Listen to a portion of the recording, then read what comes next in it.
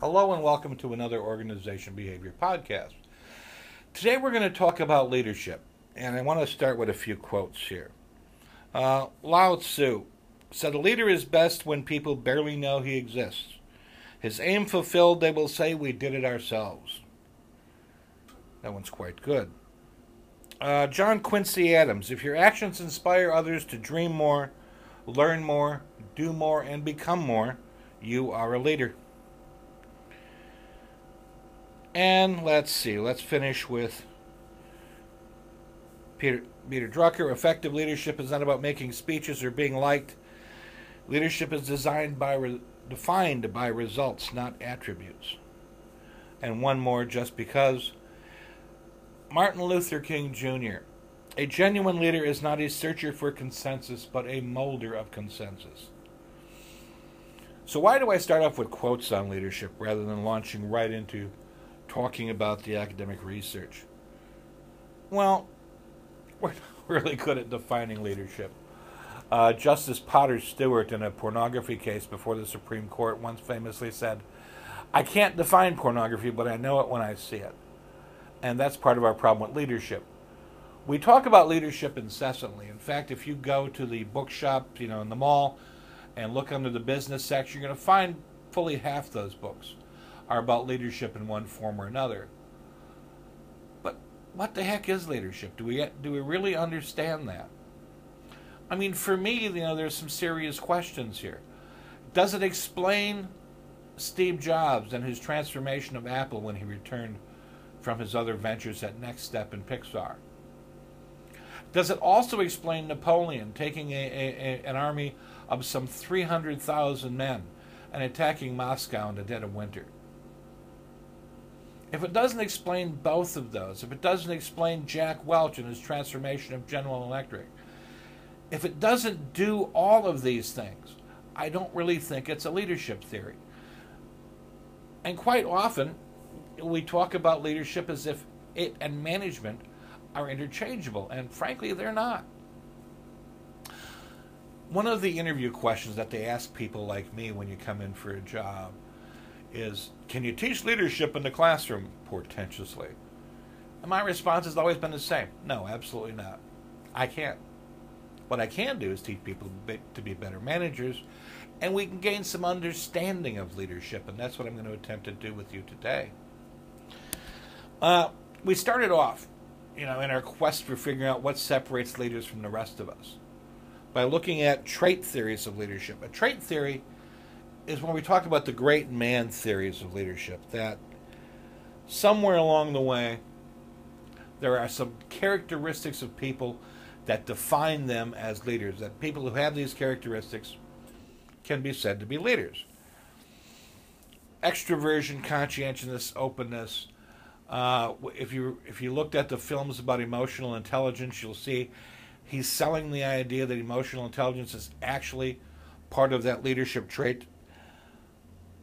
Problem being, everybody has their own inventory.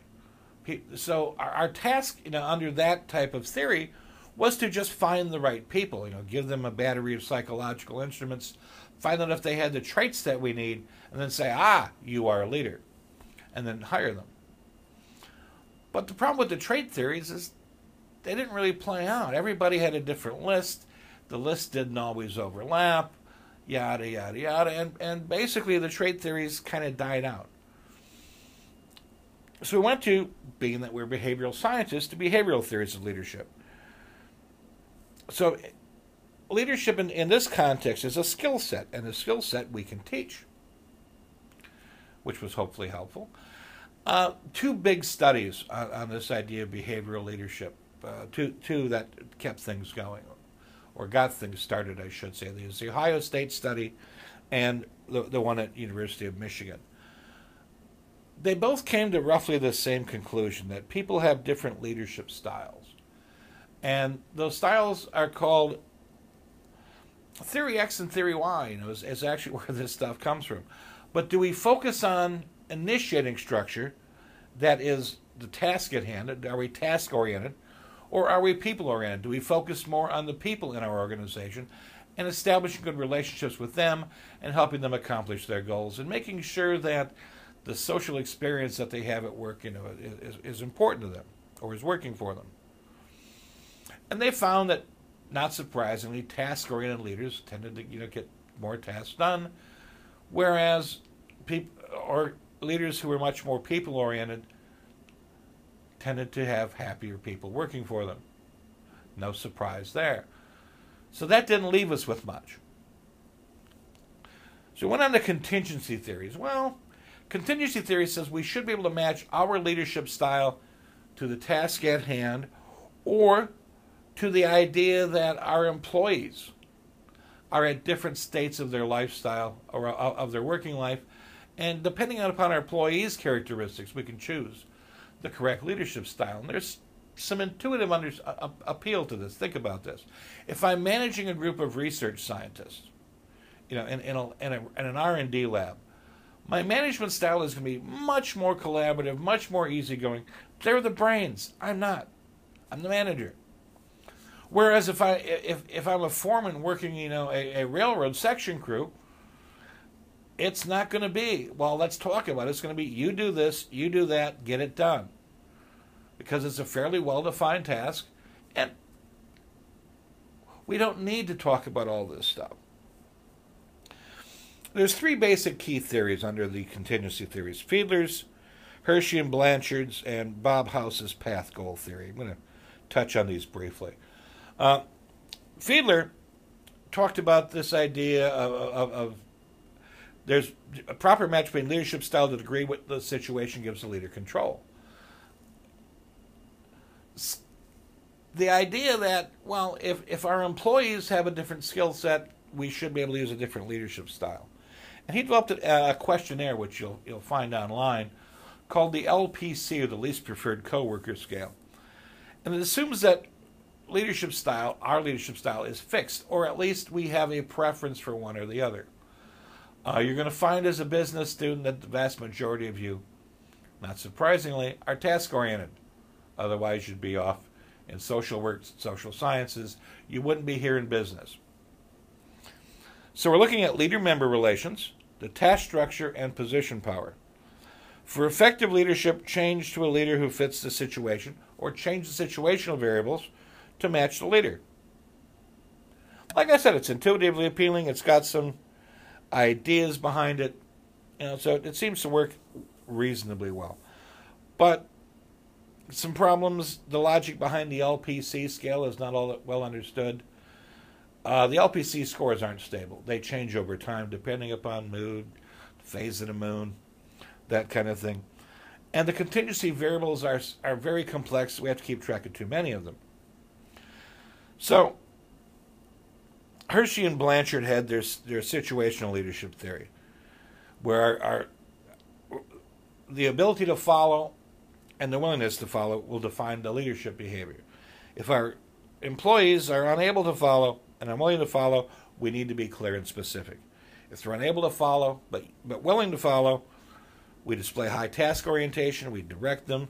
And if they're able and unwilling, we need to be using a supportive or participatory style. And of course, the fourth one, remember, the weight of fame and fortune in management is a 2x2 grid. If they're able and willing, we don't need to do much. We sit around, and collect pats on the back from our boss for our team doing so well. Again, same type of problems, a lot of variables here. People do have a preferential leadership style, or a preference leadership style. That is, we are who we are. We can't say, well, to this group we're going to be all sweetness and nice. To the next group we're going to be stern and authoritarian. We do that, but it requires a lot of cognition, a lot of transition, and a lot of thought. So our third theory here is Bob House's path goal theory. And what Bob did was build from the Ohio State studies and the expectancy theory of motivation. And from a previous video how pleased I am with the expectancy theory.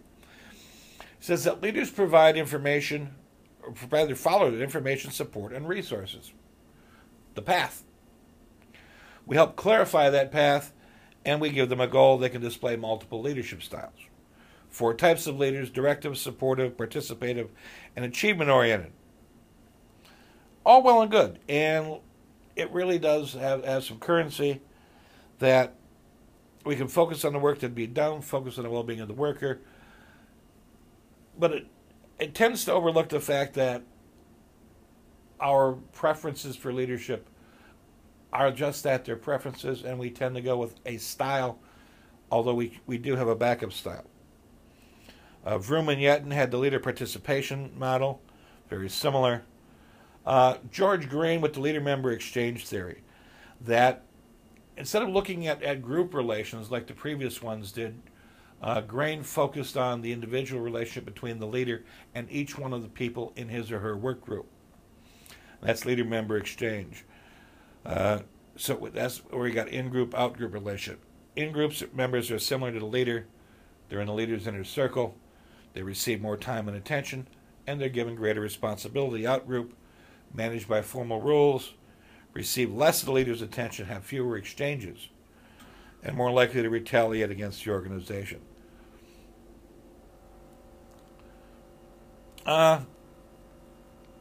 Again, it takes us another step down the road, gives us another tool in our toolbox. But we're still not charging that hilltop with any of these leadership theories. That somewhere along the line, I think we're still falling down. So, transformational leaders. Deal and Kennedy talked about this.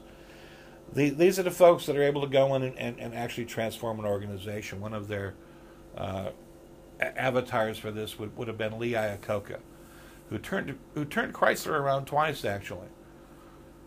But in concert with their theory, if you'll start to understand that if management had fired Lee Iacocca after the first time he turned Chrysler around, they probably wouldn't have had to do it the second time.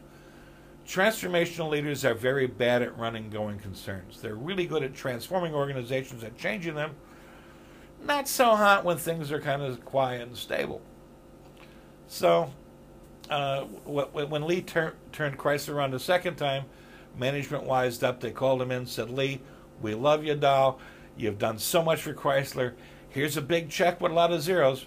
Happy retirement." And out the door he went. Somewhat based upon this transactional leadership, which is what Grain was talking about, and transformational, which is idealized influence, motivation, intellectual stimulation, individualized consideration. These folks come in and turn the organization around and are able to do some quite interesting things to them.